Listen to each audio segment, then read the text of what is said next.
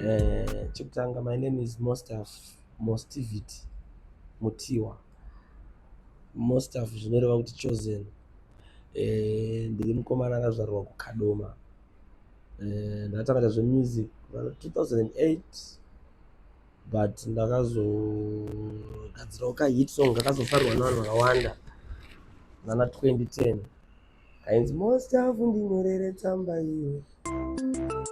Drum Studios, Mama Stuff, alongside Leah. Don't let bring her. Mostaf ndinyorere tsamba iwe. Yani no kunyorera ndangoshika. Usandikangane kana wajoni. Uzoni yani kukanganwe kani. Ukangodara ndikuregerere tia. Sha usambudaro kanilia. Ukandirwadzisa ndozvidura ya. Uri ndinodona misodzi nesi. Ndandina Leah, that was my sister from another mother. Takakura tese inkadoma. I think ndokatotangira kutozikanwa kwaMostaf.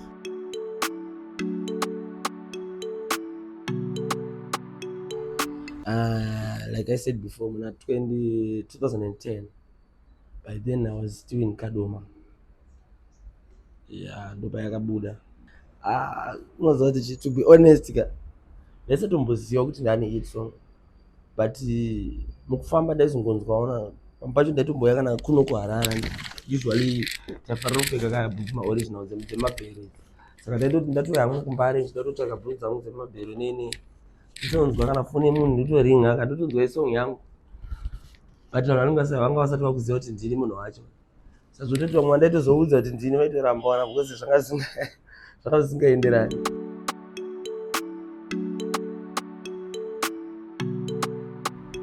Yeah, ndikangoti pataitanga kuimba tichiri kuKadoma ndaingoitawo zvezvo semunhu anga ne love nemusic. Ndaingoita zvinhu zvezvo zvekungoita throughout love passion, ndingoti ndifarira music.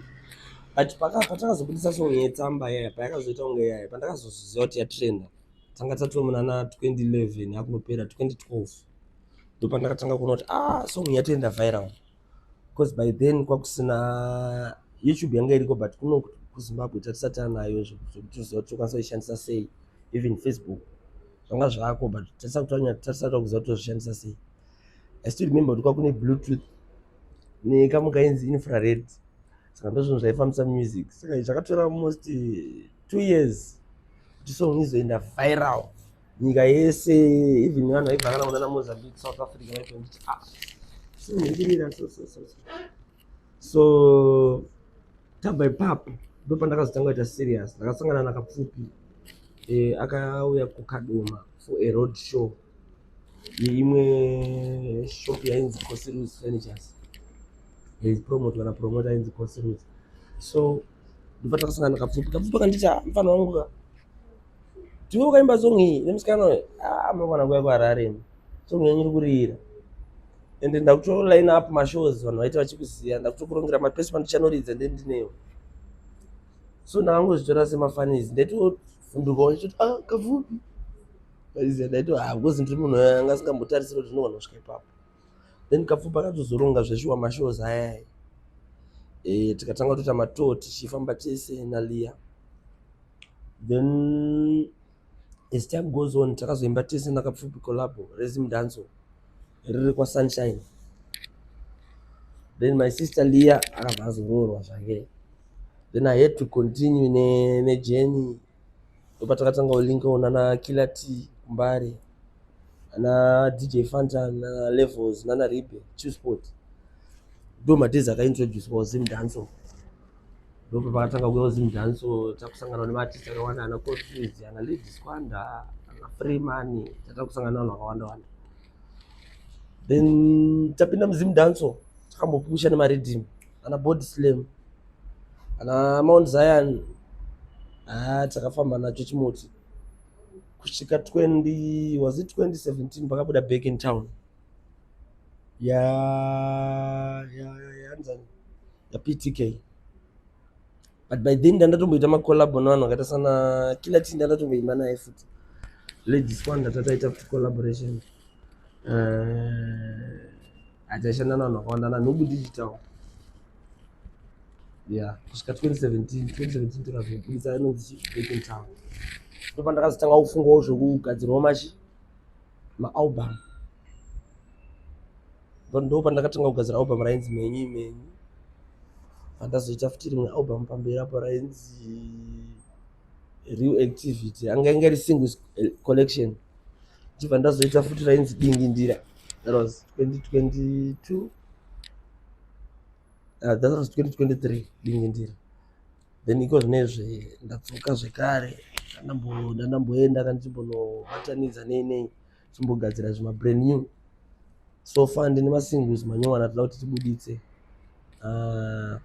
Ndine ndakaita naKona Ngale another project andiri kuita naNishatives nemamwe mapromising ari kuuya, but so far ari ready. Ndera ndakaita naKona Ngale, ndera ndakaita naNishatives, zvekuti by now at any time given anenge akutotrain. Zvaiitika ndezvekuti patainopinda maridhimu ngana Chooseport, ndingangoti advantage yatakaita ndeyekuti Zim Dance yanga ichangotanga, so kwanga kusati kwane munhu ainongedzwa achinzi big artist. Tichibvisa hedu Winky D naNadadza D, kwakusati kwane munhu wataiti big artist muZim Dance. Kunze kwaWinky D ndiye aizikamwa kunzi aiimba rege yake yaimba yayo. So kunana Killer T tatingori vanhu vanga vakangofanana palevel panguva iyoyo. In fact pandakatotanga kutouya Killer T yanga asati akutonyatsodzifambira nyaya dzose dzemaridhimu. Ana Killer T takazotanga kunyatsolinga 2013 2014, yeah, ndopa vakazonyatso kunzi vamuindustry, ndopa takasangana navo. Saka tiri vanhu vanga vakangofanana panguva yacho, because tese tiri mabeginners. Kuzwa kuti nevaimbi vakawanda nevamwe vasina kuzokwanisa kuzoramba vachiriimba, katika kunoimba vakawanda.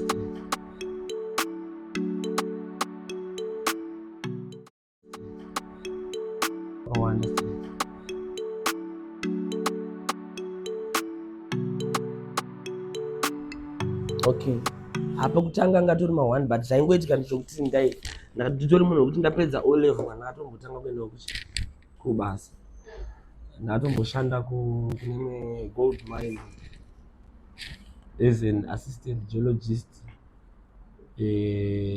Saka ndokwandaimbonoongawo tumascience tokuti ndikaona mari ndobva ndati andomboenda kustudio. But takatotanga kurekodha studio yatairekodha isusu mambiri mukitchen kukadoma kwainzi kuremuka.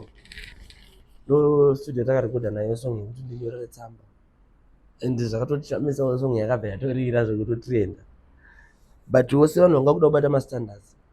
Tikazendeta kuyo kuno kuHarare tichandaona naDr Clarence, tichisanganawo nevamaproducer naSunshine. But it was not easy pakutanga, but the moment yandakazongonzi ndane song iri kurira ndika zvakaita a bit easier. Zvasina kunyanyaita easy hazvo, but zvakaita nani pakuti ndanda kukwanisa kuzikanwa. So vamwe vanhu vari munzvimbo yekadoma vane love nemusic, vanoti wanewo tumari through mamines avo egold nene, vakazengwa kuti assistawo the likes of Kosi Rules this other guy ainzi Knowledge Mbuo, vakadonata zvekuti vakakwanisa kudominata, I mean zvekuti tikwanise kuhadhira tiri pabasa, because takazosvika pakuzosiya basa nekuda kwokuti mbiri yanga yade vanhu vanga vakundiziva, saka vandisakwanise kunoita 2 jobs at the same time.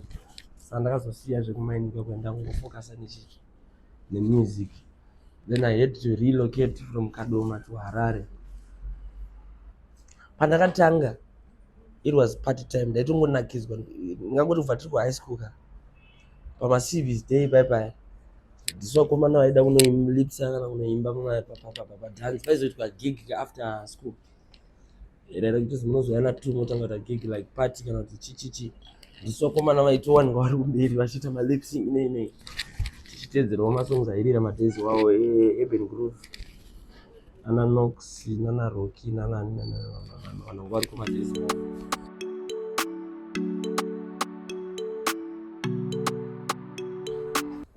Kapfupi angoti kapfupi Fred Manjali ndingatomuti ndichitomuona ndototi ndimukoma wangu. though hatisi related zvekukama zvinhu zveblood but atori mukoma wangu pakuti mujeni yangu yemusic vakadominata zvakanyanya, especially vana vatanga kutouya kuHarare ndakatanga kutogara navo paden pavo almost 3 months, then ndichibva ndazowanirwa apartment, imba yekugara kuTenhold North naKosiruzi. That was after 3 months ndatombogara nakapfuka.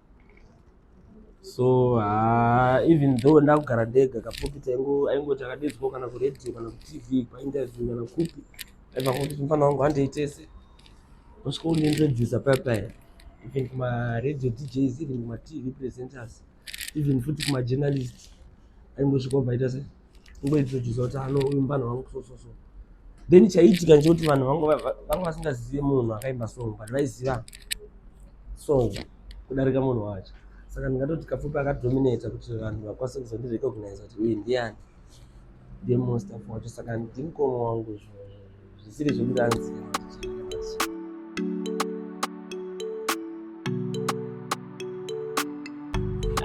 Kesi yangu inini iri different pakuti vanhu zvinondiinspire inini zvinobva pamusic yevanhu vakasiyana siyana. Saka ndikwanise kuti ndidome munhu wani but ndinoteerera variety. Music yese inonakidza ndoteerera, like kuna Macheso ndototeerera futi. Macheso ane mabacking vocals akaipa mudhara zvokuti vanyazoteerera ka you learn something. Then kudigital kuti Nana Nox ndovanhu vataiteerera vataikura tichiteerera, even Maskiri ndaitombofarira marhymes ake airova aya. Then international first days ndaingofarirawo ana P-Square but ndakazoona mukomana anonzi Diamond Platnumz ndakabva ndanakirwa shamwari. Style pattern rake ka rakabva ranyatsosvita nezvinhu zvandinenge ndichitarisira kuti zvinezvi ndokwanisa kuzviitawo mumusic. So ndingangoti ndivanhu vakandiinspire.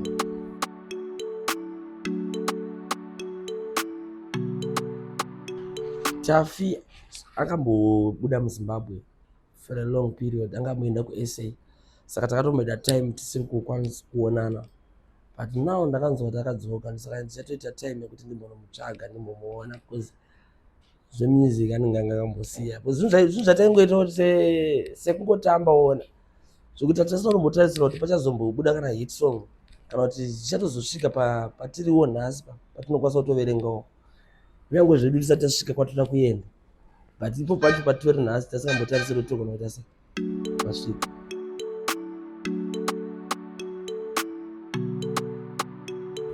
Liya sezvandambotaura papelia, she's my sister from another mother. Tiri vanhu vakangokura tese in same community kuKadoma kuF4 Flats kunonzi kuRio. So takangolinga tese through music, but I brother and sister. But Leah, she was older than me almost 4 years. So nekukura unongoziva musikana anofanira kuzoroorwawo, akazongosvika nguva yekuti aite sei achirorwawo achiitawo zvekufokasawo nelife. So unfortunately akazongoroorwawo nemunhu asi anga asiri kukwanisa kuti amutendere kuti ange achimbobatanidza nezvemusic at the same time achiitawo futi zvekumba. Zvechitoda munhu anozvinzwisisa, totozvinzwisisa, hatingamublame kuti akakanganisa, but zvechida munhu anozvinzwisisa zvinobasa.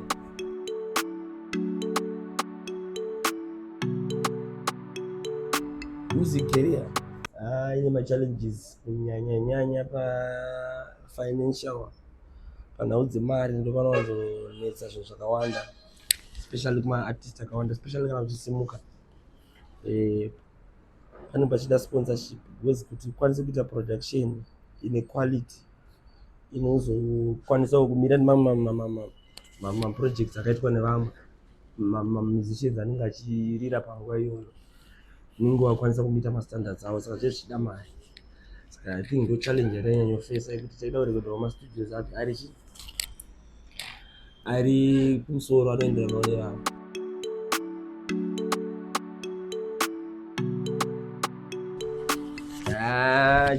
Chandokwanisa kungotaura ndechekuti panodiwa kufocus then wobva wanamata. Chinhu chekutanga kunamata, unofanira kuziva zvauri kuda iwe, wonamata kuna Mwari kuti Mwari ka nditungamirire on my journey, because chinhu chese chatinoita unofanira kutanga watungamidza Mwari ndokuti zvinhu zvako zvifambe zvakanaka. Then kwozoita kufocusa, you need to focus, because mujourney yemusic unosanganwa nezvinhu zvakawanda, especially kana fame yauya ichangotanga kuuya pauri, unosangana nezvinhu zvakawanda. Vanhu vasingambofungira kuti vanombotsvaga vanogona kutanga kutsvaga mabusinessmen, mabusiness people, I mean, kana even vakadzi, women vanogona kuwandisa zvokuti ukasafocusa you may lose your focus, obva watogumira ipapo. Saka pane pakuda kuti focus, kunyanya focus nekunamata. Zvinhu izvozvo zvinogona kuita kuti uite sei, uende kumberi chaizvo.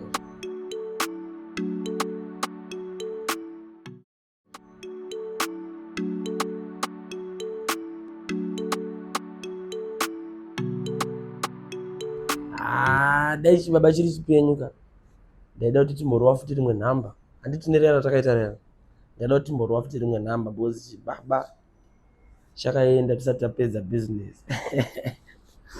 Soja Love anga ari munhu ari multi talented. He could sing hardcore, he could sing reggae, aifeature muhip hop. Saka ndandine music yandaitoplana kuti nachibaba tikazonzi tarova manhamba aya akazobuda achinzi ari 5, kusvika nzi history mangoma zvaizonakidza. Ndiye munhu wandaiti chero dai ndanzi ndiimba naye futi ndaida kuimba naye, but still sezvo asisipo handingadome kuti hanzi muno mulocal ndoda kuimba nani. Anyone, I can sing with anyone, as long as tichingoclicka tangokurirana kuti toda kuimba chidaidai, because hit harisi kamwe zinobva neku. Saka inini am comfortable kuimba chero nani zvake, chero ari wesungura, as long as ati yedu ichiratidza kuti tiri kunakidza vanhu, we can work international. The same applies to international. Ndongoda kungoimba nemunhu ane talent, because chatinoda kupusha art. Handineni kuti handinowanzoita zve zvekuchuza kuti ninga ndingashande naye, ndoda kushanda nawo. Anyone, I can work with anyone, as long as ndichiona kuti zvatiri kuita zvikunobudisa art yakanaka, tichazobenefita, tichararama bold, future yedu inenge iri bold. Hapana chinokanganisa career yangu kana kuti yake artist wangu. Zvinenge zvisina zvinokanganisa, we can just work.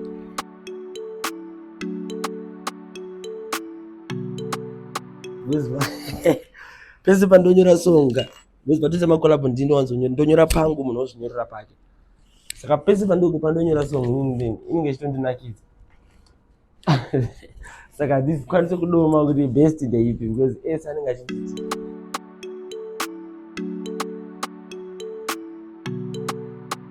inini am an entrepreneur, ndi munhu anomhanya. Hatinogara tisina madhola muhomwe, saka tetingomhanya tongosanganisa madhiri, tingodaro kumota tiriko futi, tinotengesa motikari vanoda kuimpoterwa futi tinoimpota. Ndo rimwe part time business randoita zvangu.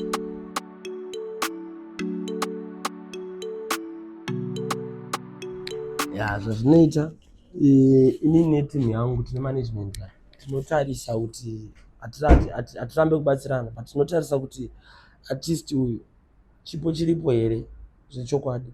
Kana chipo chiripo, chatinoda isusu art takasiyana. Nyange tikaita maartist 20 panapa, unotonzwa feelers rakatosiyana. Saka chatinoda, kana paine talent pana artist, tinokwanisa kutoshanda naye, but tinotanga tanzwa kuti anoimba zvakaita sei, nemanagement tobvumirana, tokwanisa kubatsirana, hatitadzi kushanda nemaupcoming artist.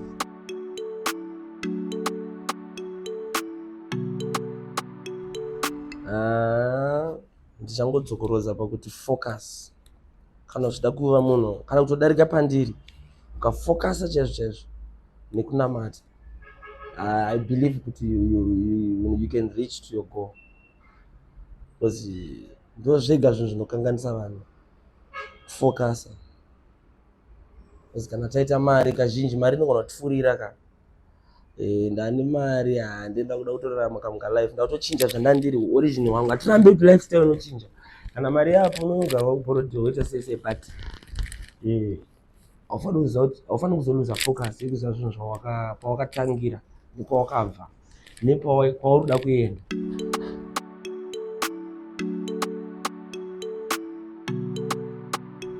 Kumhuri yeZimbabwe ndinoti tinokutendai chaizvo nekuti tsigira kwamunoita, ndidai mukaramba muchitsigira kusvika kwazvakaperera kwazvichaperera. Tinokudai zvisingaiti, tinokudai ndimi varungu vedu, uye rambai muchisubscriber nekuuya kumashows kwedu. Tinokutendai nerutsigiro rwenyu zvakanyanyisa.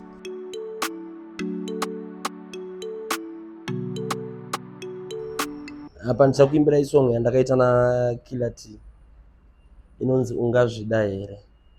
Kana ndiwe chairman, moyo wako ungazvida here kudanana nemumwe munhu uchida kufadza vamwe vanhu. Zvonzi kana ndiwe mostafu, moyo wako ungazvida here kudanana nemumwe munhu uchida kufadza vamwe vanhu. Mangoma muri maziya here? Taniasi isusu taenda makuru wani zvedu zvakatotwasanuka ende hazvive zvakabenda chibaba. Vamwe vari kusaiza bataniasi isusu taenda makuru wani zvedu zvakatotwasanuka ende television misaidzwa weMost TV, the sky is the limit. Atambi babasa saka usakabire defeat. Usadaro mukoma inga uri mwana wamai vangu, usadaro mukoma inga uri dangwe ramai vangu. Zvauri mwana wa mama, zvauri mwana wa mai vangu, inga uri mwana wa mama, zvauri mwana wa mai vangu. Muriko mafanzi edu ngoma idzo oi, gore rinwa chetipu mauroi, tavadhaka nengoma dzechiboyi, vaimbotiona ungazvizoi. Muriko